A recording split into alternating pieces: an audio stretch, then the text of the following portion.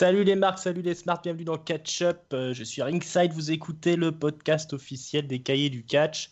Ici toutes les semaines, on regarde pour vous Monday Night Raw, le show phare de la WWE, et on vous analyse ça, on vous résume ça. Vous nous retrouvez sur iTunes, sur PodCloud, sur Twitter, c'est Catch Up CDC, sur Facebook, c'est Catch Up CDC aussi, et bien sûr sur la chaîne YouTube des Cahiers du Catch. Pour m'accompagner, pour parler du Monday Night Raw du 7 août 2017, le fameux champion de catch-up, Hank. Comment ça va, Hank ? Fameux champion de catch-up, qu'est-ce que c'est que cette nouvelle définition ? Ça va. Tranquille. Ça va, la forme ? Ça pète la forme. Je ne fais qu'attendre mes vacances, donc je suis au bout du rouleau. Mais ça va toujours. On est toujours au bout des rouleaux avant les vacances. Et également avec nous ce soir ou ce matin, suivant quand est-ce que vous écoutez l'émission, l'homme invisible de Catch-Up, Raphaël. Comment ça va, Raphaël ? Eh bien, écoute, ça va bien. Moi, mes prochaines vacances sont pour 2018, mais je ne suis pas encore au bout du rouleau, donc on va dire que ça va. Tout va bien. Heureux papa d'un panda, Raphaël ? Oui, voilà, je suis en forme comme quelqu'un qui vient d'avoir un bébé panda dans son entreprise. Je ne sais pas si vous voyez ce que ça peut faire. Que du bonheur. Voilà. Du bonheur. Allez, on attaque tout de suite parce qu'on a un show énorme. Ça se passait à Toronto, ce Monday Night Raw au Canada. Au programme de ce soir, un invité très spécial pour Miss TV, coup de tonnerre dans la division féminine et combat à mort entre le Big Dog et le monstre parmi les hommes, Braun Strowman. C'est ce qui est annoncé d'entrée de jeu pour l'émission. Donc, Roman Reigns affrontera Braun Strowman dans un last man standing. Ça, c'est en fin de show. L'ouverture du show, c'est le Miz, c'est Miss TV qui, ce soir, décide d'inviter Jason Jordan, le fils de Kurt Angle, le fils génétique, comment on dit, le fils illégitime de Kurt Angle, avec qui il est en rivalité depuis quelques semaines. Le fils biologique, voilà, c'était ça le mot que je cherchais. Mais Jason Jordan ne viendra pas, c'est la musique de Kurt Angle qui retentit. Kurt Angle qui débarque sous les vivas de la foule, très populaire ce soir. Il annonce effectivement que Jason Jordan ne viendra pas, car ce soir il va affronter nul autre que Curtis Axel, le comparse du Miz. Mais Kurt Angle a programmé un autre invité de prestige pour Miss TV. Rien moins que le champion de l'univers, Brock Lesnar, qui vient accompagné de Paul Heyman. Alors là, tout de suite, c'est plus calme dans les coins de Miss TV. Brock Lesnar débarque de suite, accompagné de son avocat. Ils arrivent dans le ring. Mais là, le Miss TV, finalement, ne se démonte pas. Il fait le coup de la main levée à Paul Heyman en disant « Quand ma main se lève, tu fermes ta bouche ». Et là, il se lance dans une imitation de Paul Heyman qui, entre-temps, a acheté son micro, énervé. Donc voilà, il commence à imiter Paul Heyman et il annonce la défaite de Lesnar à SummerSlam en expliquant que, effectivement, Brock Lesnar peut perdre facilement son titre puisqu'il n'est pas obligé de prendre le tombé pour perdre le match. Et ça, c'est un peu la faute de Paul Heyman, qui est censé être l'avocat et défendre les intérêts de Brock Lesnar. Et donc, le Miz explique qu'il miserait sur tout le monde, mais sûrement pas sur Lesnar. Et que, au soir de SummerSlam, Brock Lesnar rentrera sûrement chez lui pour quitter la WWE, parce que de toute façon, il a visiblement d'autres objectifs. Et il termine en disant « T'as quelque chose à ajouter, monsieur l'avocat ?» d'un ton de dédain. Paul Heyman s'inquiète alors de savoir si le Miz et Maryse pratiquent des jeux de rôle dans leur intimité. Il reprend le micro et c'est la question coquine qu'il pose au Miz. Parce qu'il dit, lui, moi Paul Heyman, je suis à fond dans les jeux de rôle et puis je propose d'en jouer un ce soir. Donc Brock Lesnar jouera Brock Lesnar et le Mistourage, vous jouerez le rôle des aspirants au titre universel de SummerSlam. Donc le Miz, ce sera par exemple Roman Reigns, Curtis Axel jouera Samoa Joe et Bo Dallas, le taré Bo Dallas jouera qui c'est qui reste dans le triumvirat, Braun Strowman. Voilà. Et ben il en faut pas plus. Brock Lesnar, il aime bien les jeux. C'est parti. Il s'amuse avec le mistourage. Il les fait visiter Suplex City. Des souplesses dans tous les sens. Des F5 pour tout le monde. Voilà, tout le monde est mort dans le ring. Brock Lesnar s'en va triomphant. Voilà l'ouverture de ce Monday Nitro. Hank, qu'est-ce que tu en as pensé? Oui, c'était une séquence plutôt marrante. Le truc marquant dans cette séquence, c'est quand même que le Miz, c'est probablement le seul mec dans tout le roster qui arrive à vraiment pas du tout se démonter devant Lesnar et paraître. On n'a pas l'impression qu'il lui fait peur du tout en fait quand il sort sa promo. Alors que quand même bon n'importe quel catcheur normalement du moins en kayfabe dans le roster dès que Lesnar arrive, à part si tu fais partie du carré d'or qui fait le main event, le reste des catcheurs normalement ils sont complètement flippés de Brock Lesnar. Et là Lumiz il sort sa promo qui est vraiment assez bien vue, bien écrite, enfin bien délivrée, c'était vraiment cool. Et donc oui, non, c'était une intro très bien faite qui nous apporte pas grand chose de plus, mais qui reste amusante et puis qui permet justement de revoir Lesnar et que de faire sentir un petit peu que Lesnar est concerné par cette rivalité, même si on a plus l'impression, même après cette séquence-là, on a plus l'impression qu'il est là. Bon, une nouvelle fois, il donne l'impression qu'il vient chercher son chèque. Il se met au milieu du ring, il croise les bras. Bon, c'est à quelle heure que je fais mes F5 ? Bon, bah c'est maintenant. Et puis après, il s'en va. Mais bon, ça faisait le boulot. C'était une bonne intro. Ouais. En début de show pour avoir accès à l'hôtel, au room service. Oui, voilà, c'est ça. Après, on le revoit plus. En fait, c'est limite. On se demande si c'est pas lui qui demande expressément à la WWE, faites en sorte que mes segments soient généralement en début de show, histoire que je sois libre pour la soirée, parce que moi j'ai des choses plus importantes à faire, s'il vous plaît. Moi, je pense que ça va être comme ça, effectivement. Alors, Raph, ce champion universel part-timer, est-ce qu'il t'a convaincu ce soir ou pas du tout? Le principe du champion universel part-timer, pas trop, mais je trouve qu'effectivement c'était une intro inattendue. Lesnar était pas prévu, c'est une bonne surprise. L'interaction avec le Miz est très bien. La promo est bien écrite. C'est vrai que c'était un bon angle d'attaque. Après tout, il n'y a que Lesnar qui vient avec son propre avocat. C'est le seul catcheur qui fait ça. Et pourtant, il arrive quand même à se retrouver dans des situations un peu merdiques pour lui. Donc, non, c'était bien écrit, c'était bien vu et c'était plaisant, ma foi. Ouais, de la surprise, de la violence, c'était extrêmement violent quand même les F5 qu'il a porté et les souplesses sur ses adversaires. Ouais. Et une arrivée surprise de Brock Lesnar, c'est quand même bien efficace pour une entrée de show. Et alors tout de suite après, on se retrouve dans les vestiaires avec Seth Rollins, tout sourire, qui débarque au ring avec une musique modifiée. On lui a rajouté un petit truc en rapport avec la pub. Burn it down! Voilà. Je suis plus burn, je sais pas quoi down. Ouais. Voilà. C'est ridicule. C'est nul à chier. C'est nul à chier. Il affrontera ce soir Sheamus, qui est accompagné de Cesaro. Ils sont déjà affrontés la semaine dernière. C'est un match retour. Alors Rollins s'attaque rapidement et prend l'avantage jusqu'à ce qu'il se fasse écraser les roubignoles sur la 3e corde pour ensuite se faire slammer sur le tablier du ring. Ça, c'est juste avant la pub. Sheamus va monter sur le coin du ring, mais Rollins réussira à le piéger dans un Hurricane Rana enchaîné sur un super kick.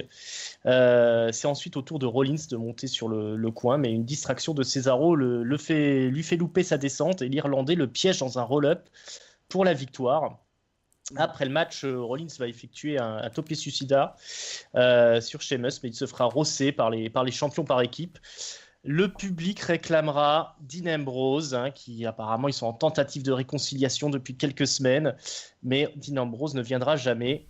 Il s'expliquera dans les coulisses un peu plus tard en expliquant que voilà, il avait prévenu Rollins, il lui avait dit tu m'as déjà fait le coup la semaine dernière, tu te mets dans des situations où il faut que je vienne t'aider, mais ça se passera pas comme ça, je sais qui tu es. Ce soir j'affronterai Cesaro seul comme toujours. Je vais peut-être passer tout de suite au segment un peu plus tard dans l'émission avec Dean Ambrose donc, qui affronte Cesaro avec Sheamus toujours dans le coin du ring. Alors un match original mais brouillon, il tente des choses, notamment un spot avec un superplex où Cesaro a les 2 pieds sur le poteau qui se termine par une belle souplesse arrière. Cesaro tente un torture-rack modifié aussi, assez original, des enchaînements de souplesse, avec on tient la personne, on enchaîne les souplesses. Un topé suicida d'Ambrose sera contré par un European Uppercut. On va retenter un nouveau superplex, toujours contré par Ambrose. Des gros échanges de patates, des gros kicks de Cesaro, la Lunatic Lariat. Mais encore une fois, Sheamus intervient, distraction. On place Ambrose dans le sharpshooter, mais Ambrose réussit à atteindre les cordes. Cesaro est projeté par-dessus la 3e corde. Descente du coude, mais alors nouvelle distraction de Sheamus, mais comme Ambrose a vu le début du show, il s'en sort, il piège Cesaro dans un schoolboy pour la victoire. Ambrose se fait molester ensuite après le match. Rollins vient le sauver, Grand Prince, même s'il n'a pas été aidé en début d'émission. C'est le face-à-face tant attendu. Ambrose finit par craquer, il tend le poing en signe de réconciliation, le signe du Shield, mais finalement Rollins se défile. Il n'y aura pas de réconciliation définitive ce soir. Donc, Ambrose, Rollins, les anciens du Shield, en rivalité avec les champions tag team. Mais l'équipe n'est pas encore faite. Qu'est-ce que tu en penses, Raph ? Ouais, c'est un peu un mélodrama quand même. J'ai pas trop aimé la fin. Alors j'attends de voir ce qu'il nous donne, mais c'est vrai que ça commence à être un peu répétitif. Il y en a un qui veut être ami avec l'autre veut pas, puis quand finalement le deuxième est d'accord, le premier veut plus. Bon, j'attends de voir ce qu'il nous trouve comme motif. Sur le principe, Ambrose et Rollins en tag team, je pense que ça peut au moins temporairement, parce que Ambrose sur le ring tout seul c'est un peu limité. Rollins, il faut qu'il patiente un peu. Et puis Cesaro et Sheamus, il leur faut des adversaires de prestige. Donc si après les Hardy Boys, ils tapent les anciens du Shield, c'est quand même pas mal. Le match de Ambrose et de Cesaro était très long. Moi, j'ai trouvé, comme tu as dit, très brouillon. C'était bizarre. C'était un match de Ambrose plus que de Cesaro, mais avec des choses intéressantes. Je trouve quand même dommage que ce soit toujours Cesaro qui apparaisse un peu comme le maillon faible de l'équipe. Lui, Sheamus, il prend pas de tombée alors que lui, il en prend un. C'est un peu dommage. J'aime bien sur le principe la rivalité. J'aime bien les personnages en présence, mais ça fait un peu de... Je sais pas trop où ça va là encore. Je sais pas ce que vous en pensez. Est-ce que ça va se réconcilier? Sûrement. Mais alors pourquoi attendre une semaine de plus? Je ne sais pas trop. Justement, qu'est-ce que t'en penses, Hank ? Eh ben moi, je ne suis pas d'accord. Non, mais pas d'accord. Il n'est pas d'accord. Voilà, merci. Prochain segment. Non mais donc du coup, je trouve que cette semaine, ils m'ont intéressé encore. Enfin, je crois que c'est la première fois qu'ils m'intéressent vraiment. Enfin, ils me font vraiment rentrer dans la storyline parce que justement, je trouve assez inattendu que ça se termine sur Rollins qui refuse de faire cette espèce de point du Shield. Autrement, j'ai vraiment aimé, moi, malgré le côté brouillon, etc. Ça m'est pas forcément sauté aux yeux. Peut-être aussi que, vu que je suis fatigué en ce moment, je fais pas gaffe. Mais le Cesaro Ambrose, moi, j'ai vraiment beaucoup aimé. Ambrose en a pris quand même plein la gueule, même si tu dis que Cesaro s'est fait battre et pas Sheamus.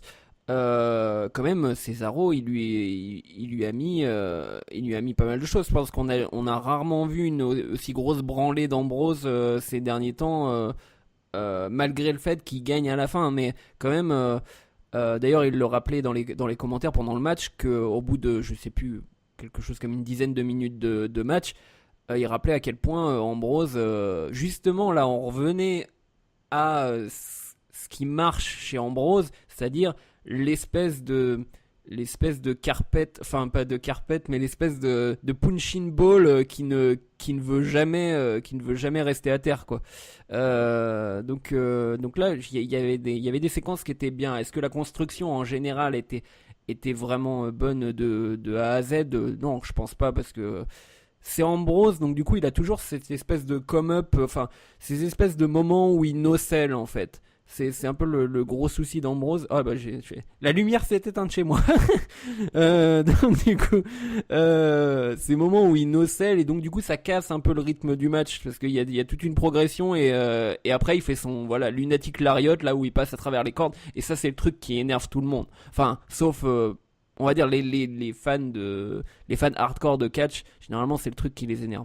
Mais donc ouais, la storyline, je pense, a gagné en épaisseur cette semaine-là, parce que on n'est pas du coup, Rollins a un peu d'ego, et justement c'est ça qui est important dans la rivalité, c'est que on nous montre semaine après semaine Rollins comme le babyface ultime, le babyface qui est prêt à tout pour se faire pardonner de son copain. Bon, du coup c'est très mélo et tout ça, mais il faut quand même garder un minimum, sans être macho, un minimum de virilité dans le personnage. Donc là, ça fait 2 fois qu'on le renvoie chier 2 semaines de suite. Enfin, même si je crois qu'Ambrose l'a quand même sauvé. Enfin bref, mais 2 fois, 2 semaines de suite où on le traite il le traite de traître, et il dit pourra plus jamais lui faire confiance. Et là, du coup, il va le sauver, il va lui prouver que il a besoin de lui. Enfin, prouver que Ambrose a besoin de Rollins, mais à la fin il dit maintenant c'est à toi de reconnaître, à mon avis ça va être ça la semaine prochaine, ça va être à Ambrose de reconnaître qu'il a besoin de Rollins, de lui dire clairement en face à face, et après on va avoir j'espère, je croise les doigts, une tag team, ou alors carrément, mais je pense que c'est un peu trop rapide à faire, un heel turn de Ambrose sur Rollins, et c'est pas la bonne chose à faire, parce que dans les tag teams là on est dans la merde en ce moment. Enfin, il y a les Hardys qui sont plus là, il y a Revival il y a encore un Revival de blessés, donc c'est le bon moment justement pour avoir une nouvelle tag team, et Ambrose Rollins c'est forcément une très bonne tag team à voir en pay-per-view. Voilà, j'étais un peu long, mais les Hardys sont plus là. Les Hardy étaient pas là cette semaine, et je pense qu'ils sont en train de reconstruire. En fait, ils sont en train de reconstruire le gimmick, soi-disant. Maintenant, ils sont Woken. C'est le nouveau truc qu'ils veulent construire. D'accord. Je pense qu'ils sont en train d'écrire en fait tout le côté, comment ça va se présenter, la gimmick et tout ça. Donc le pay-per-view est un peu près, quoi. Le pay-per-view est un peu trop proche, je pense, pour les ramener construire un truc d'ici là. Mais ouais, puis ils partaient un peu en feud contre les Revival qui sont blessés aussi. Je pense que ça doit jouer. Je sais pas. C'est sûr. Moi, j'ai envie de voir ce match tag team là, entre Dean Ambrose et Seth Rollins et les champions Sheamus et Cesaro à SummerSlam. Je pense que ça peut donner une très belle chose, et je trouve que c'est bien leur place à Rollins et Ambrose, le milieu tag team, parce qu'ils ont un peu plus rien à faire en solo pour l'instant. C'est un petit peu bouché de chaque côté, ils sont un petit peu grillés chacun. Pour l'instant, oui, après ils peuvent très bien revenir, hein. C'est des main eventers potentiels, mais faut juste que Strowman se blesse en fait. Voilà, c'est ça, hein, Strowman est blessé, que Roman Reigns se fera toper pour dopage. Voilà, ils auront une ouverture, mais pour l'instant c'est plutôt bien de les faire partir là-dessus, et puis ça peut déboucher sur un Shield versus les Hardy aussi, hein, contre les Hardy Boys après par la suite. Donc ça c'est monnaie. La suite au prochain numéro. Là, on a été frustrés. Bon, je pense qu'on la verra, cette réconciliation, cette grande image. La suite. Le fils biologique de Kurt Angle. Jason Jordan contre Curtis Axel. Ce match n'aura pas lieu. Curtis Axel est blessé. Comme il s'est mangé un F5 et quelques souplesses arrière par Brock Lesnar, il ne pourra pas être dispo pour le match. Donc, Kurt Angle, dans les vestiaires, trouve un remplaçant de dernière minute dans la personne de Jean-Pierre Goulet, un local canadien, qui va se faire exploser par Jason Jordan, sous les huées de Toronto, qui n'apprécie visiblement pas du tout le fils de Kurt Angle. Vraiment hué comme c'est pas permis, hein, Jason Jordan. Qu'est-ce que tu as pensé de de ce nouveau top babyface, Hank? Non, mais c'est. S'ils décident vraiment de continuer sur leur idée que c'est un babyface, c'est la catastrophe. Enfin, ça va tomber c'est bon, on n'entendra plus parler de Jason Jordan dans 3 mois, je pense. Ou alors on en entendra parler, mais comme jobber. Donc voilà, là c'est le moment de comprendre. Mais en plus, c'était facile à comprendre dès le début qu'il fallait qu'il soit heel. Parce que il a le même. Comment? Du coup, ouais, il a le gimmick de Kurt Angle un petit peu quand il est arrivé. C'est-à-dire professionnel du vrai catch, enfin de la vraie lutte, et super athlète, irréprochable, monsieur parfait, dents blanches, etc. Donc forcément énervant, donc forcément un heel. Il a que ça, voilà, c'est que ça sa personnalité, donc c'est clairement une copier-coller de Kurt Angle. Même la façon dont on nous l'a présenté, les interviews qu'on nous a faites de lui et sa façon de répondre, que ça soit volontaire ou non d'ailleurs, on ne sait pas si c'est parce qu'il était pas bon dans les promos ou alors qu'il était censé être énervant dans les promos, mais tout ça fait que c'est évident qu'il doit être heel, et d'ici 2 semaines là, pas dans 2 mois. Donc soit ils le mettent heel, ou soit on part à la catastrophe et puis il fera des pré-shows au mieux, il fera des pré-shows et puis sinon il restera avec les jobbers pendant que apparemment son copain Gable s'amuse plutôt bien à SmackDown et se fait respecter lui. Donc voilà. Carrément. Il vaut mieux pas être dans les bons papiers des bookers pour réussir sa carrière, visiblement. Raph, il y a quelque chose à sauver dans cette mauvaise idée mal exécutée? Oui, je pense qu'à la base, ils veulent en faire un babyface, mais effectivement, c'est hyper facilement rattrapable. Hein. Ça s'écrit très facilement. Angle est le gentil, c'est son nouveau papa qui va essayer de vouloir un peu l'aider. On peut très bien imaginer Jordan qui se la joue un peu adolescent rebelle, qui lui dirait j'ai pas besoin de tes conseils ou tout ça, et qui se la joue un peu tout seul, un peu prétentieux. Là, sur ce segment, cette semaine, ouais, s'ils veulent en faire un top babyface, c'est hyper mal écrit, quoi. Déjà, le mec, il a un adversaire que personne connaît. Je sais pas, affronter comme ça un no-name, d'habitude, c'est les heels qui font ça. C'est Strowman ou Nia Jax, quoi. Ou, Ryback, il était face et il faisait ça, mais bof. Non, c'était vraiment pas terrible. Pourtant, je pense qu'il y aurait moyen aussi de le sauver en face, parce qu'il a quand même des figures très très spectaculaires, mais... Non, ça va finir jurisprudence New Day, quoi. Ils vont tenter de le faire face encore quelques semaines. Il va se faire huer, ils vont le passer heel et dans 2-3 mois, il sera redevenu populaire, il sera redevenu face. Je le sens comme ça. Mais il catch comme un heel, hein. Enfin, il catch ultra violent, voire un peu brouillon même. La façon dont il fait ses slams ou ses souplesses, des moments, c'est un peu. Ouais, c'est plus du botch. C'est un peu. Je fais tout le plus vite possible et je balance le mec un petit peu à la va-vite. Donc c'est rien que sa façon. S'ils veulent le garder en babyface, rien que ça, il faut le changer de base. La façon dont il catch là, c'est pas un catch de babyface. Là, il est ultra rapide, violent et voilà, en plus, il a cette tête énervée, je sais pas si c'est naturel, mais il a une tête de haineuse pendant ces matchs. Généralement, il y a toujours un moment où il s'énerve et il a une grosse colère. Donc voilà, c'est non mais ça ils sont en fait, j'espère qu'ils ont changé du coup de leur fusil d'épaule peut-être la semaine dernière. Mais là, ils partent. Tout ce qu'ils font contredit l'objectif qu'ils ont, en tout cas. C'est-à-dire la façon dont ils le présentent, la façon dont ils catchent, etc. Tout oriente vers un mec heel. Et donc voilà. On verra. Qu'en penses-tu, Ringside, toi-même? Moi, je l'ai dit depuis le début, Jason Jordan, Jinder Mahal, même combat. Mauvaise idée dès le départ.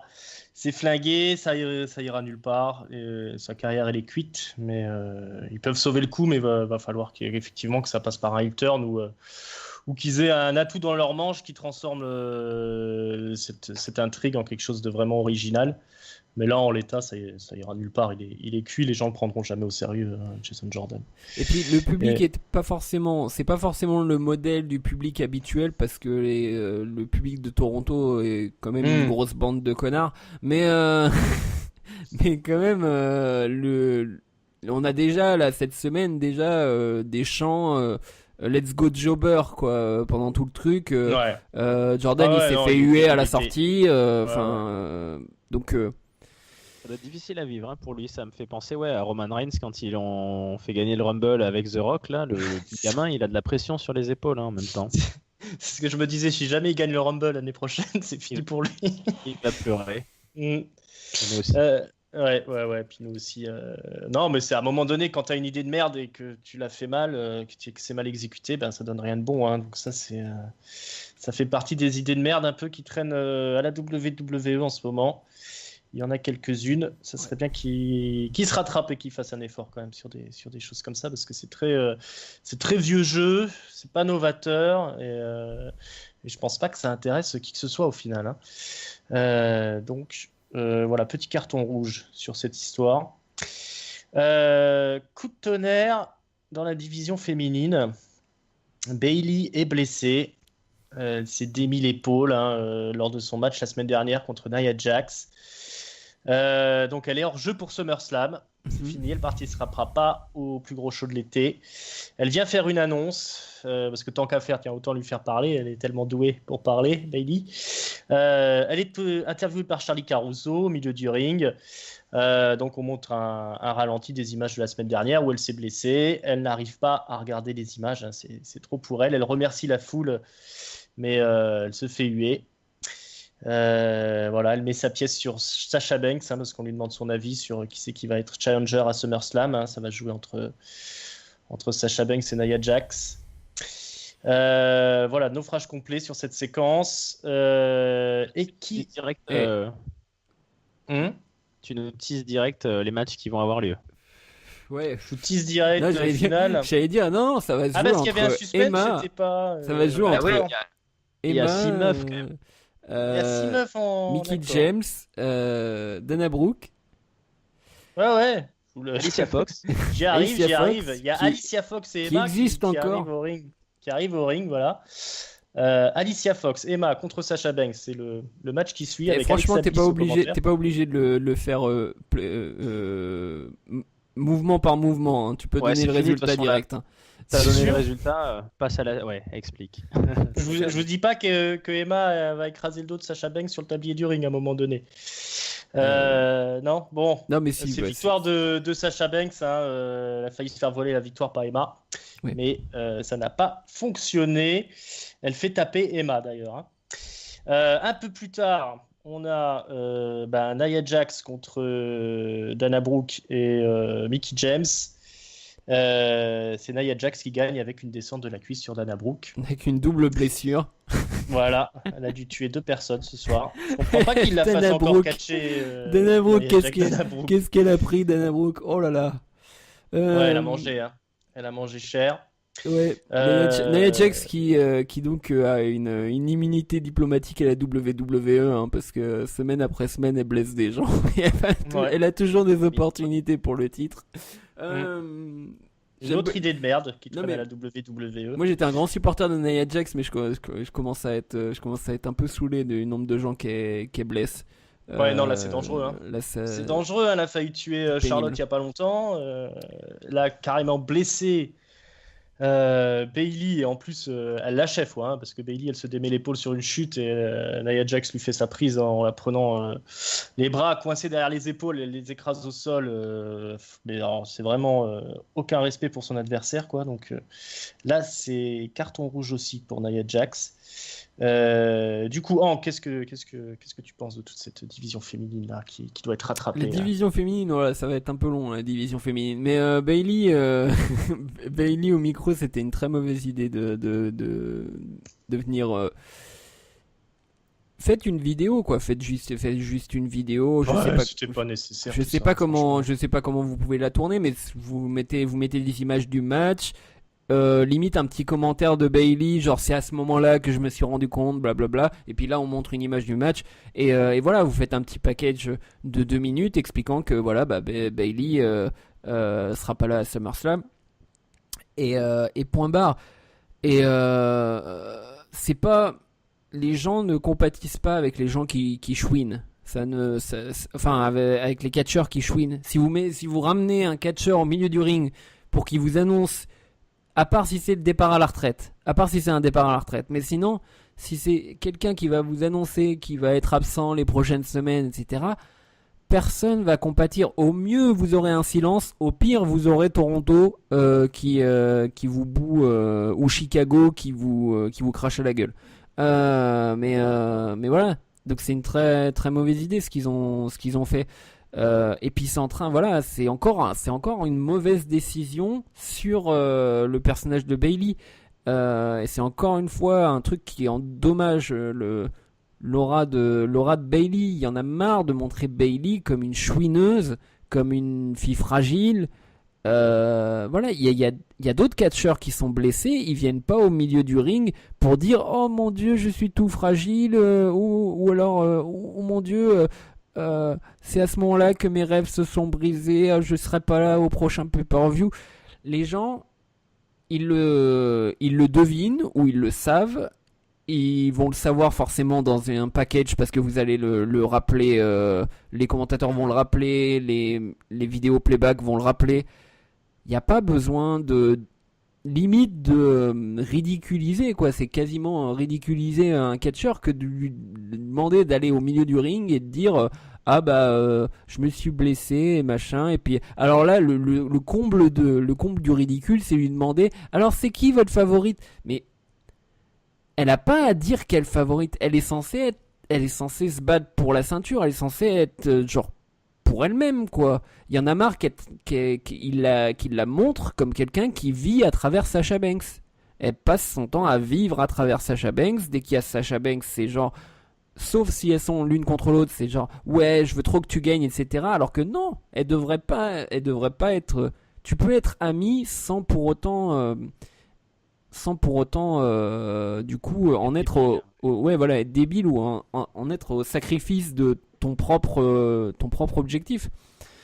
Donc c'est très mal c'est très mal construit. C'est pour ça que ça fait des mois que je dis arrêtez avec l'amitié Bayley Sasha Banks, parce que vous pouvez à la limite la jouer, mais très très simplement de temps en temps, mais le faire semaine après semaine, on en arrive à des choses comme ça. On en arrive à genre elle se blesse et du coup elle doit jouer encore l'amitié avec Sasha Banks, donc du coup on a l'impression qu'elle est redevenue jobbeuse presque, qu'elle est là à supporter genre bon bah c'est pas moi, mais tant mieux si c'est ma meilleure copine.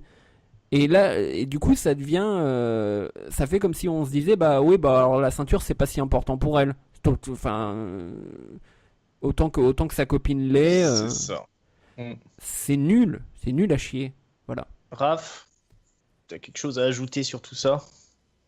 Je pense que derrière tout ça, ils gardent l'idée qu'un jour, ils vont faire un heel turn de Sasha Banks sur Bayley. Ils le veulent, donc ils ont intérêt à renforcer à fond ce lien pour qu'on compatisse sur la pauvre Bayley qui va se faire trahir. Mais c'est vrai que c'est un peu chiant. Et surtout, moi, ce que je trouve dommage, c'est qu'il reste vraiment dans la dynamique de ces 6 derniers mois, voire plus. C'est-à-dire, c'est toujours les 3-4 mêmes.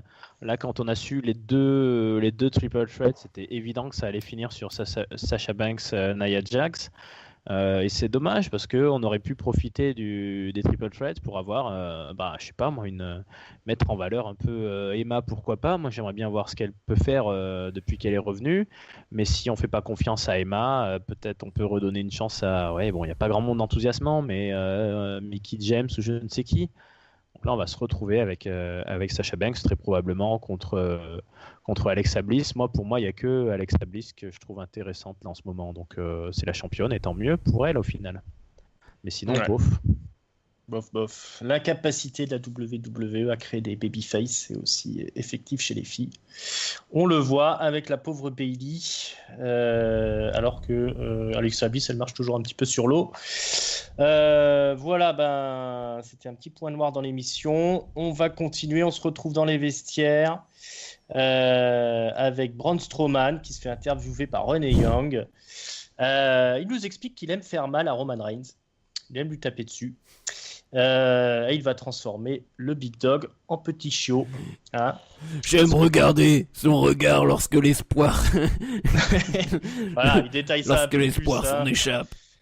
Et sa description était limite, des moments limite un petit peu, je vais pas dire érotique, mais genre, j'aime lui taper sur le torse. Alors, on continue. On va enchaîner. Oui. Enzo Amore, bon, c'est pas beaucoup mieux. Hein. Qui débarque au ring, super populaire par contre, Enzo Amore. Hein. Alors, il est tricard hein, à la WWE, il a plus le droit de s'habiller avec les collègues, viré des vestiaires. Il ouvre trop sa gueule, il critique le business, il se prend pour une star. Mais par contre, il est toujours très populaire. Donc voilà, il vient présenter le Big Show, tout simplement. Donc il fait sa petite présentation habituelle, mais cette fois c'est le Big Show qui débarque, pas Big Cass. Alors ils font un petit duo comique dans le ring, mais heureusement ils sont interrompus assez rapidement par Anderson et Gallows, qui leur lancent un défi. Alors Enzo souligne une ressemblance entre le Docteur d'Enfer et Mini-Moi et Anderson et Gallows. C'est nul. Après, donc le match a lieu hein, entre Anderson et Gallows et Big Show et Enzo qui forment une équipe apparemment maintenant. Après la pub, donc évidemment les Good Brothers là, ils ont isolé Enzo. Big Cass débarque pendant le match, pardon, il distrait le Big Show qui n'est pas l'homme légal, mais qui va quand même se manger un big boot de Gallows. Roll-up de Enzo sur Gallows, mais il se fait sécher par Anderson, qui est en fait l'homme légal. Victoire de Anderson et Gallows. Big Cass revient porter un big boot sur le Big Show. Il se fait attaquer par Enzo. Course-poursuite autour du ring et Big Cass se mange un knockout punch du Big Show. Donc défaite de Enzo et Big Show face aux Gallows et Anderson. Big Cass qui vient, qui met des coups de pied mais qui finalement se fait sécher. Un segment la semaine dernière qui faisait le main event, hein, Big Show, Big Cass, ça a plutôt bien marché au niveau des audiences, bizarrement. Raph, qu'est-ce que tu penses de tout ça? C'est un peu la merde, c'est un peu nul.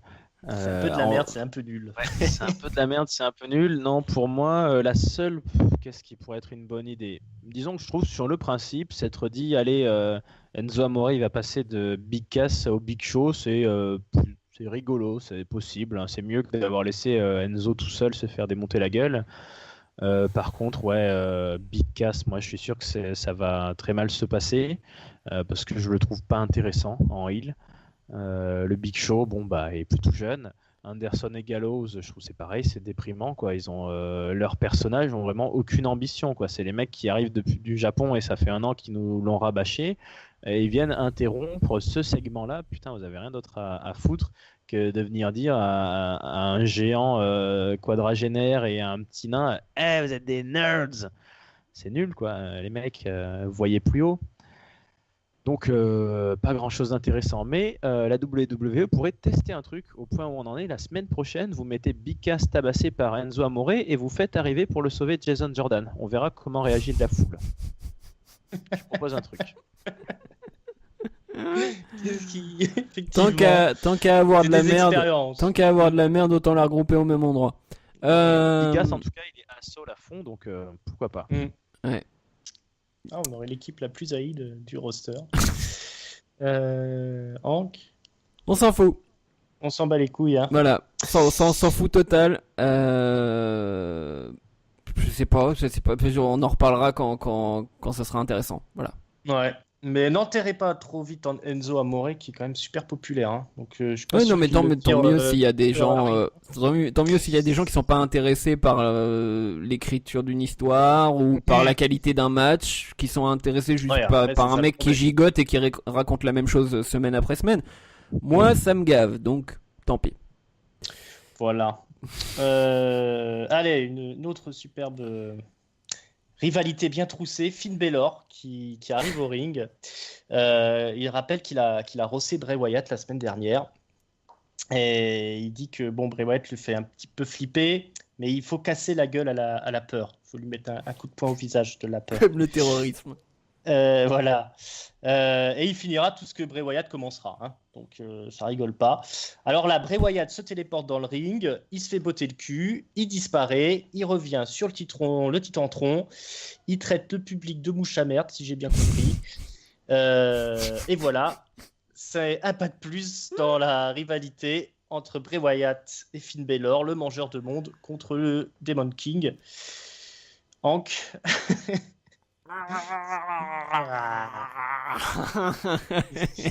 Difficile. Je préférerais me faire manger par les vers de Sister Abigail que voir la suite. Non mais Finn Balor, apparemment. Alors moi j'ai un peu regardé j'allais dire de regarder de travers.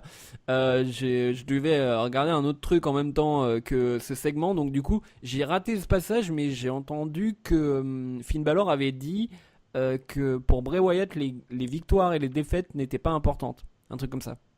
Oui, exact. Et apparemment c'est le seul truc à retenir de ce segment, mais à mon avis ils en ont pas fait exprès. Ils en ont pas fait exprès de sortir cette phrase-là, je pense que c'est juste, ou alors c'est un mec, tu sais, c'est un stagiaire dans l'équipe qui fait, oh si on mettait un peu de cohérence là-dedans, bon, personne va s'en rendre compte. Mais donc voilà, apparemment c'était la seule phrase intéressante, mais ils vont pas du tout appuyer là-dessus, hein, je pense qu'ils vont oublier totalement la semaine prochaine. Je crois qu'il y a un dialoguiste qui utilise toutes les analyses d'internet qu'il lit pour faire ses dialogues. Hein. C'est pas possible autrement. Et pour le coup, autant je vais résumer mon avis sur Big Show, Big Cass, Little Enzo Amore on s'en fout intégralement. Là, je dirais on s'en fout. Donnez-nous le match. Voilà, juste voir le match. Voilà, je pense que le match va être sympa. L'histoire, nul, comme d'habitude. Enfin, de toute façon, ça fait des semaines qu'on répète la même chose. Donc, ça n'a pas changé cette semaine. Ça ne changera pas jusqu'au pay-per-view. Donc, donnez-nous le match. Le reste, je m'en fous. Voilà. Raph. Ouais, ben je parlais d'ambition là pour Gallows et Anderson, c'est pareil. Bray Wyatt, ils ont créé un personnage qui a beaucoup trop d'ambition pour ce qu'ils lui font faire. Alors c'est vrai que ça fait des années, il a eu un championnat du monde un mois. Du coup, il passe pour un plou, quoi. On comprend pas très bien. On se souvient même plus trop pourquoi il a attaqué Seth Rollins, qui se met à attaquer Finn Balor. On sait même plus, comme tu disais, il perd et gagne. On s'en fout, on sait plus. Hein. On rappelle quand même qu'il finit la feud contre Orton plutôt gagnant, puisqu'il gagne le House of Horror match, même si on a préféré oublier. Il a battu Seth Rollins clean pendant 2 fois en fait, donc il est sur une pente plutôt ascendante. C'est bon, non, c'est juste la même rivalité que d'habitude. Il apparaît, il disparaît. Donc là, facilité d'écriture totale. Il dit des trucs totalement random, et puis à la fin, soit il va gagner, soit il va perdre. Alors on va peut-être avoir un seul match, ou 2, ou 3. On ne sait pas trop ce que ça donne. Mais je trouve que Finn Balor est un bon adversaire, qui a du charisme, qui marche assez bien là auprès du public, qui avait besoin d'être reconstruit petit à petit plutôt que d'être mis avec une fusée au cul direct. Donc ça peut donner un bon match, et sur le principe la rivalité s'écrit, mais c'est pas très bon quoi, c'est même très mauvais. Ils se reposent quand ils ont Bray Wyatt, ils se reposent sur Bray Wyatt. C'est assez simple, le mec se téléporte, il joue avec les lumières, il fait son petit blabla que personne comprend, et puis ça va tout doucement jusqu'au match. Ça aura toujours de la gueule, parce que Bray Wyatt il a quand même un physique, il est quand même propre dans le ring, assez percutant. Voilà, du coup ils n'ont pas besoin de faire d'efforts. Faut juste espérer que ça soit un match en fait. Faut juste espérer que j'espère qu'il n'y ait pas qu'ils nous sortent juste le ce match-là, de quoi, l'horreur, que ça soit pas une connerie du genre oh là là. En fait c'est Wyatt qui a gagné, donc du coup Balor doit avoir sa revanche et tout ça, et que ça dure encore un mois quoi. Peut-être Ah bon, voilà. Par contre, Balor, il fallait lui garder sa fusée au cul, hein, moi je dis. Hein. Il était placé, il était bien placé. Et là, ils l'ont fait perdre contre Roman Reigns. Maintenant, il se retrouve en mid-card.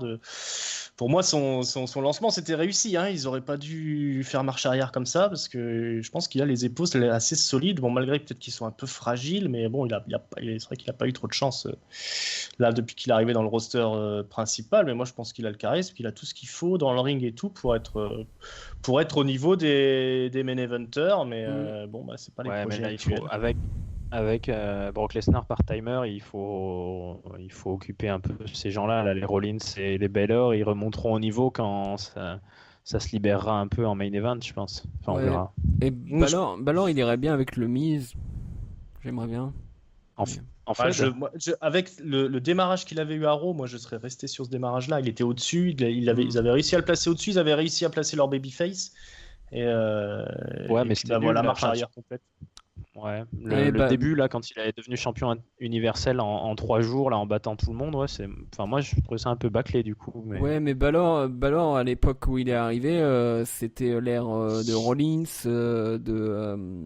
qui avait en haut. Alors, Ouais, le plus gros, Reigns. ouais, voilà, le big dog, le big dog du main event, c'était Roman Reigns. Il y avait pas Strowman. Ah ouais, il y avait c'était pas- son heure aussi. Hein. Parce que là maintenant, c'est l'ère des mastodons, quoi. Jusqu'à ce que ça se dissipe, il y a personne qui pèse moins de, je sais pas moi, 120 kilos qui va qui va arriver là-bas. Parce que Ouais, mais t'as que c'est des dangereux. tuners, t'as pas un babyface. Ouais, moi, vraiment j'imagine bien Samoa Joe devenir champion du monde cet automne et feuder contre Baylor, hein, ça, c'est possible. Oh, bah, Oui. j'espère. Mais voilà, moi j'aurais préféré qu'il le laisse carrément au top niveau plutôt qu'à VGT là affronter le Drifter Ah oui, et tiens, on l'a ce pas vu. pauvre. Oui, bon, on va pas le voir toutes les semaines. Ça, donc, on devra juger bon. quelle était la meilleure rivalité contre le Drifter ou Bray Wyatt. Voilà, c'est un peu difficile tout ça. Mm. Ouais, et puis Bray Wyatt, voilà, ils savent que de toute façon, il a son entrée avec les Lucioles, son catch propre, son personnage. Un spectateur qui va tomber là-dessus, bah, il sera plutôt convaincu, je pense, par ce qui se présente. Après, ça reste du truc de feignasse, hein, moi, je trouve. Hein. Mhm. Bon, bah, ça va pas être mieux là. Hein. On va passer au cruiser. Le Titus Worldwide dans les vestiaires, Titus O'Neil, Apollo Crews, Tozawa, ils font les cons, ils sont contents, Tozawa est guéri. Neville débarque, il critique un peu le management de Titus, hein, il explique que t'envoies tout de suite Tozawa te battre ce soir face à Daivari, alors qu'il vient juste de se rétablir, c'est quand même un peu bizarre, ça risque d'être dangereux, etc. On a ensuite un match entre Daivari et Tozawa, donc Titus O'Neil est au commentaire, mais un peu comme moi, il n'arrive pas à aligner deux mots, donc c'est un petit peu laborieux. Victoire de Tozawa, on fait un selfie à la fin du match. Voilà, rapidement, 30 secondes sur les cruisers, Hank. Le match était pas terrible, par contre le reste, moi j'ai bien aimé. Le fait que Neville vienne le voir dans le vestiaire pour lui dire mais t'es complètement con d'avoir accepté un match contre un mec que t'as déjà battu pour une opportunité pour le titre, donc du coup le gars il a rien à perdre, Daivari. Donc du coup il allait tout faire, Daivari il allait tout faire pour blesser Tozawa avant son match de pay-per-view. Enfin, c'est en pay-per-view le match ou c'est à 205 Live? Non, c'est en pay-per-view, c'est à SummerSlam. Donc voilà. Là, le truc, c'est qu'ils vont devoir combler quelques semaines alors que tout est déjà programmé, quoi. Et surtout que Daivari a rien fait pour blesser Tozawa finalement dans le match. Ouais. Bon, je vais pas regarder de près, mais bon. Non, mais le match, voilà, le match il servait à rien. Enfin, je veux dire, il était pas, c'est pas un match que je recommanderais. Mais enfin, moi, j'ai hâte de voir Tozawa Neville, hein, Tu sais qu'on l'a déjà vu ce match. Oui, non, mais j'ai hâte de le revoir. Voilà, j'ai hâte de le revoir. Non, mais tu dis, on l'a déjà vu. Est-ce que c'était au dernier pay-per-view ou alors est-ce que c'était à 205 Live? C'était en kick-off au dernier pay-per-view. Ah oui, non, c'était le kick-off. Mais je pense qu'ils peuvent faire, un truc bien. Ils peuvent faire un bon match, mais il faudrait qu'ils le fassent, quoi. Ouais, voilà. Et je pense que c'est le moment, voilà, lâcher, enfin, je l'ai déjà dit, mais arrêtez de vous reposer sur Neville, hein. C'est le moment de tenter Tozawa. Si ça marche pas. Mais bon, Neville, on a déjà eu toute l'étendue de ce qu'il pouvait faire, quoi, comme champion. Là, c'est bon. Il faut passer à Tozawa. Après, qui va y avoir d'autres à builder entre guillemets pour être contre Tozawa par la suite?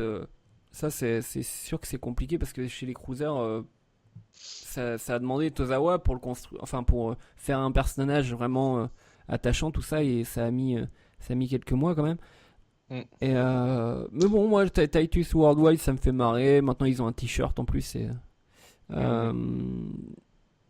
why not? Par rapport au niveau habituel des cruisers, je veux dire, la storyline me va. Ok. Toi, Tozawa champion, trouve ça alléchant, Raph? Pas trop, non. Enfin, ouais, non, moi c'est un peu l'inverse, hein. Je trouve qu'on a vraiment l'impression qu'il y a le roi Neville tout en haut et en bas, ça fait un peu cours de récré, quoi. Donc ça pourrait être un coup de tonnerre et ça pourrait être étonnant que le petit Tozawa arrive au niveau, mais ouais, moi ça me fait pas spécialement marrer. Ça fait un peu, ouais, gamin, selfie, cours de récré, tout ça. Et à côté, Neville, il est tellement dans un truc un peu médiéval, là, de lutteur, de violence. Enfin, on a quand même beaucoup perdu, là, depuis il y a plus Austin Aries. Et ouais, non. Moi, je pense qu'il y a moyen de faire un très bon match, ça c'est clair. Pourquoi pas Tozawa gagner et revoir Neville dans cette position de mec hargneux qui veut récupérer son truc, ça c'est sûr. Après, je sais pas, hein, Titus Worldwide, du coup, Apollo Crews, il sert plus trop à grand chose. Alors, je sais pas, peut-être qu'il est blessé, je ne sais pas, mais c'est pas l'utilisation optimale, il me semble, de tous les personnages. Voilà. Bon, après, En même temps, ils n'ont pas le temps. Hein. Oui, bien sûr. Arrow, ils ont le temps de faire une rivalité et point barre. Quand ils en font deux, le deuxième match, c'est dégueulasse. C'est un truc qui dure 3 minutes. Quand il y a une storyline de rattaché, c'est Brian Kendrick qui met une moustache pour imiter Gallagher. Enfin bon, non merci. Alors je crois qu'il y a un match entre Pete Dunne et Jack Gallagher qui doit aller se faire, mais dans une fédération indépendante pour dans le un titre pub. Lucas. Ouais, dans un pub, oui. NXT. Ou c'est peut-être à NXT Brooklyn, mais j'ai vu des pubs pour Non, parce qu'ils font pour une autre fédé. Ouais, ils prêtent de temps en temps le titre Ouais, ils les prêtent de temps en temps, ouais. WWE UK pour les petites fédés anglaises. Des moments où ils font quelques matchs comme ça à droite à gauche. Donc, ouais, ça pourrait sauver les cruisers, hein, de faire ramener les Anglais. Mais bon. Roman Reigns est interviewé par Renee Young. Il explique qu'il en a rien à foutre de rien. Il a envoyé l'Undertaker à la retraite. Il va envoyer Brock Lesnar à la retraite. Ça ne le dérange pas. Ce soir, il bat Strowman. Et à SummerSlam, il va gagner le titre de champion de l'univers. Big Dog. Big Dog, believe that. Goldust. Il a beaucoup d'amour à donner, Goldust. Et il prépare un nouveau chef-d'œuvre. Oh putain. Plus d'infos après SummerSlam. Ou pas. Ou pas. J'espère pas. Big Cass rencontre Kurt Angle dans les coulisses et ils vont booker pour SummerSlam Big Cass contre le Big Show. Mais il faut pas qu'Enzo intervienne. Alors Kurt Angle a l'idée de l'enfermer dans une cage anti-requin accrochée en haut du ring à la manière d'un Chris Jericho. Voilà. Donc voilà ce qui se passera à SummerSlam, c'est booké, Big Cass. C'est booké, votre pause pipi elle est bookée. C'est ça, vous l'avez trouvé dans une cage. Voilà, on en reparlera à SummerSlam, je pense. Si seulement c'était en pré-show, si seulement. Ah non, ça ce sera en milieu de show, ça va être. Ah putain. Ça va être le pinacle de la soirée. Allez, on arrive au main event. Last man standing. Braun Strowman versus Roman Reigns. Fini les enfantillages. On annonce quand même Finn Balor contre Bray Wyatt à SummerSlam. Hein. C'est validé. Et Sasha Banks contre Nia Jax pour la place de First Contender la semaine prochaine. Donc un match évidemment super violent. Braun Strowman qui prend l'avantage assez rapidement. Roman Reigns est obligé d'utiliser les escaliers de fer pour essayer de tuer Braun Strowman, hein. Il va l'écraser à coups d'escalier.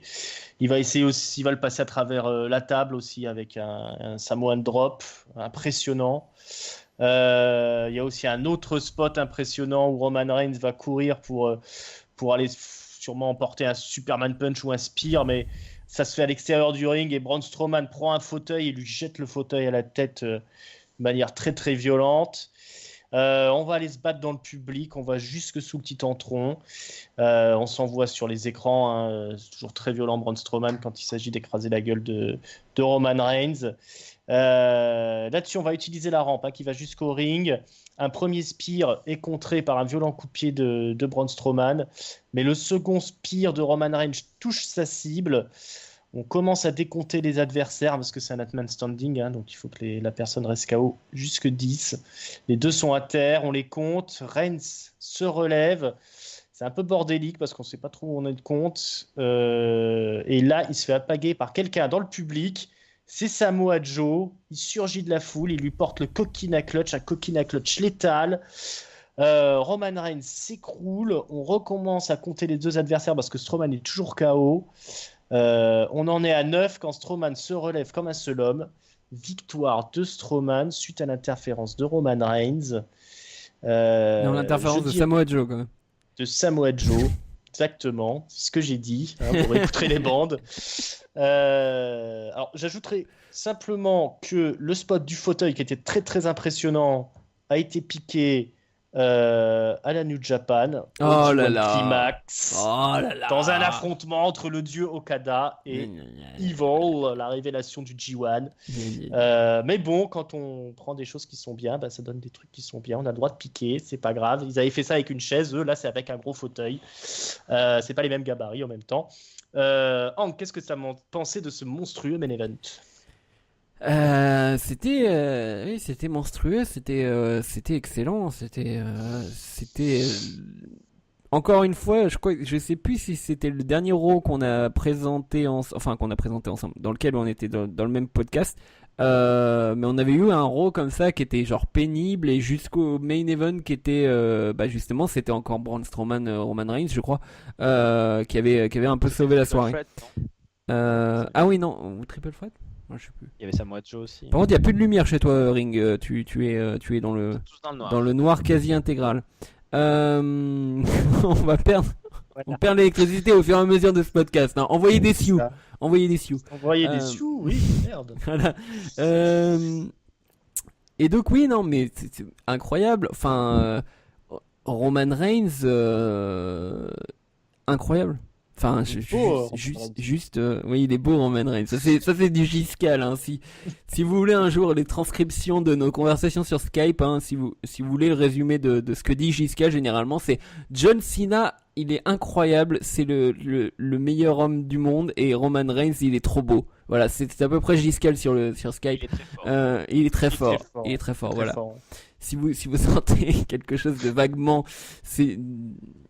érotique dans ces descriptions, ne vous inquiétez pas, il est déjà casé.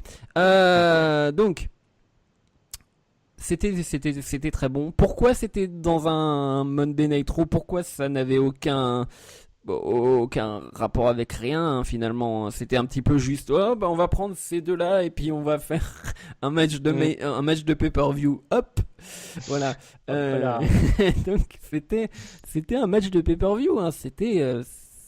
La violence et les risques qu'ils ont pris sont dignes d'un pay-per-view. Donc quand il l'achevait avec les escaliers, là, j'avais jamais vu ça, moi, un mec se faire défoncer comme ça. Ouais. Un coup d'escalier, d'habitude, il y a un peu de protection, on voit, il le positionne bien, là, il a été comme un seul homme, un coup d'escalier. Mais les deux, je serais tellement intéressé de savoir quelle conversation ils ont tous les deux, parce qu'ils doivent être en mode ça marche bien, notre rivalité, ça plaît beaucoup aux gens, etc. Qu'est-ce qu'on va faire? C'est toujours les meilleurs moments, de toute façon, dans le catch, c'est quand t'as deux catcheurs qui commencent à avoir une bonne alchimie et qui commencent à chaque match à réfléchir ensemble à qu'est-ce qu'ils peuvent faire de plus choquant, de plus étonnant dans leur match. C'est un petit peu Cena et Jay Styles, même chose. En plus athlétique. Cena et Jay Styles, c'était vraiment du catch au sens plus artistique, je vais dire, alors que pour le coup Strowman Reigns, c'est de la torture, quoi. C'est de la violence, et c'est des mecs qui qui je pense, semaine après semaine, commence à peiner. Enfin, physiquement, je me demande comment ils tiennent parce que. Mais voilà, c'est fantastique. Je suis prêt à oublier qu'il n'y a pas vraiment de raison pour ce match tellement il est bien. Euh, donc, donc voilà. Ça fait presque regretter. Moi, j'en suis au point où je veux voir encore Roman Reigns Strowman à SummerSlam juste à part. Mhm. Euh, Ouais. Bah ouais, on sent qu'ils auraient pu encore nous sortir donc, un match énorme. Bah, ils l'ont fait là, mais on l'aurait voulu dans le cadre d'un pay-per-view, c'est sûr. ouais, Surtout que c'est idiot un petit peu de les faire catcher dans un match last man standing comme ça avec des armes et tout. À 2 semaines d'un pay-per-view, t'en blesses non un mais des deux, ouais. bah t'es bien Et dans la le merde. Hein. spot, mais non mais comment vous pouvez mettre juste dans un weekly le spot de Roman Reigns qui soulève Strowman et le passe dans une table? Mhm. Parce que ça c'était mais incroyable. Ça mais j'étais sur le cul pendant 5 minutes après, je me disais mais quand même, il a fait ça genre il y a rien, il y a pas d'artifice, il soulève Braun Strowman et il le retourne. Bravo. Roman Reigns, t'es un héros. Donc voilà, Un héros. c'était génial. Raph, convaincu Vas-y, Raph. par ce pay-per-view. Ah bah c'est pas du pay-per-view, c'est du main C'est event, vrai. mais ouais, c'est du pay-per-view quality, ouais, c'était très bon. Et pour tout vous dire, en plus, j'avais un timing assez serré hier soir, j'ai regardé la fin en étant au téléphone avec quelqu'un d'autre, j'avais coupé le son, mais ouais, ça m'a pas empêché d'être hyper impressionné, quoi. Et c'est très bien scénarisé, mais c'est hyper bien exécuté parce que des fois, tu sais, tu mets un peu, bah, comme tu disais, pour le coup de l'escalier, hein, tu vois les rouages du catch, tu vois qu'ils font exprès de choisir l'angle et tout. Là, c'était hyper visuel, le fauteuil dans la gueule, c'était pas à côté, c'était pas un peu comme ça en protection, c'était le fauteuil dans la gueule. Le spear que lui fait, c'était un de ses Ouais. plus beaux spears là, je crois, hein, Putain. quand il Dans le la coupe rampe. en deux là, avant que Samoa Joe arrive. C'était ouais, c'est un putain de match. Pour moi, on verra en décembre, mais je pense que là, on a la rivalité de l'année, hein, très grosse feud. Roman Reigns est très bon et je trouve qu'ils ont vraiment bien corrigé le personnage. Là, ils ont arrêté de le faire gagner tout le temps systématiquement en weekly. Il perd, alors sur des interventions, mais il perd. Par rapport à Braun Strowman, il a vraiment, bah, il faut qu'il sorte le meilleur de lui-même parce que l'autre arrête pas de le battre hein, quand même. Donc c'est de la bonne feud, c'est violent. Ouais, que dire de plus hein. Moi, je trouve ça assez intéressant d'imaginer le Fatal 4-Way avec tous ces mecs dedans qui ont des interactions diverses, qui ont des raisons de s'en vouloir diverses. Ça me, ça me plaît, ça me parle. Et ouais, je sais pas ce que ça va donner, mais là, pour le coup, c'est du vrai caviar. Et Braun Strowman, bah, écoute, ouais, il y a 2 ans, on savait pas qui c'était. On savait même pas s'il était capable de faire un bon match, à part d'avoir un masque de mouton. Et puis là, bah, dans la catégorie construction d'un main eventer, là, ils ont tout bon, quoi. Ils ont 5 sur 5 avec ce mec-là. Bon allez, on va passer. Au mot de la fin. Le mot de la fin. Euh, Donc, bah, Oula, ta note. j'entends pas très bien ton son. Donc du coup, mon flop, mon top. Alors, mon flop, je vais le mettre directement à Bailey, hein, mais pas à Bailey, juste au fait que il continue d'assassiner le personnage de Bailey, j'en ai marre. Mon top, bah enfin, je veux dire, comment vous pouvez mettre autre chose que Reigns, Strowman comme top. Enfin, y a pas, il n'y a pas de concurrence, même si il y aurait une bonne note pour Ambrose Cesaro, mais quand même, quoi. Enfin, il n'y a rien. C'est 10 niveaux au-dessus de tout le reste de cet épisode, quoi, ce Reigns Strowman. Donc voilà. Ma note, c'était un Raw avec plein de trucs chiants et un très bon match et un match exceptionnel. Mais le match exceptionnel était tellement exceptionnel que je vais mettre même 3. Parce que vraiment le Strowman Reigns était... Je le remettrais genre maintenant. Si on me dit on se remet le match maintenant, oui d'accord, direct. Vendu.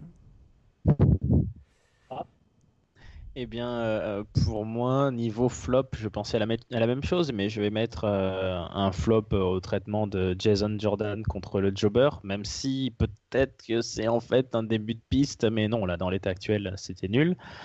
Le top, bah oui, hein, et Hank l'exprime très très bien. Bravo pour ton lyrisme, camarade.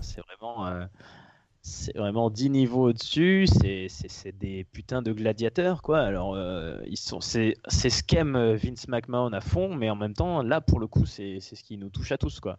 C'est des putains de Golgoth qui sont au-delà de tout le monde et qui vont se battre pour un putain de bouclier. Donc, ouais, et Samoa Joe a quand même fait son apparition. Il est là. Lesnar était là, ouais, non.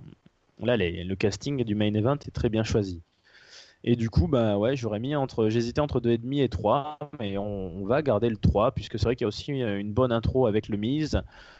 Il y a des passages sympas avec Cesaro, avec Rollins. Bon, ouais, 3, parce que sauvé par les bons moments. Ok.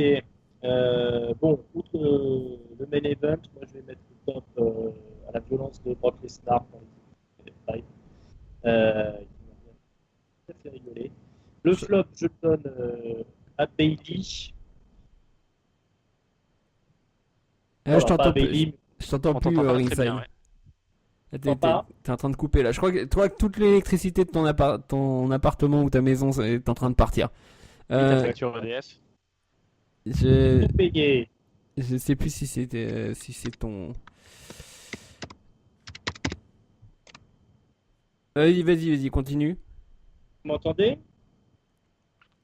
Moyennement. Ah, bon, non, mais sinon on va continuer. Voilà. Donc, du coup, Clôturer l'émission sans moi. ta note, c'était quoi? 3,5. 3,5, voilà.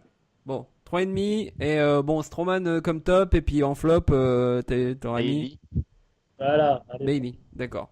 Ok. Bon, bah, je vais terminer, j'ai terminé l'émission. Qui n'est pas du tout une catastrophe, hein. On n'a pas fait marcher la webcam de Raphaël. Bon, Ringside est en train de devenir SDF. Vous pouvez nous retrouver sur iTunes, si on existe encore, sur J'ai fait au début. sur PodCloud. Ah oui, mince. Non, mais j'oublie tout le temps de le faire. Ouais, sur YouTube, etc. Mais les gens adorent l'autopromo. Ils aiment ça.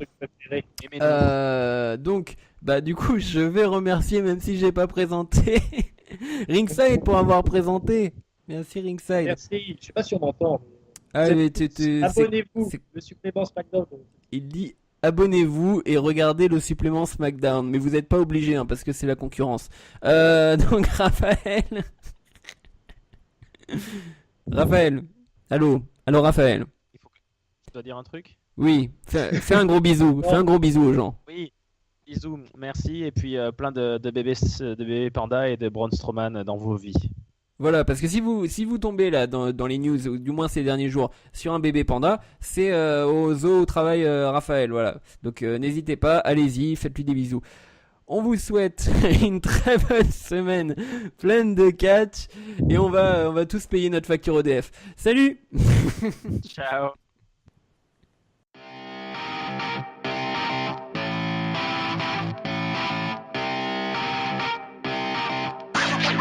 Wow.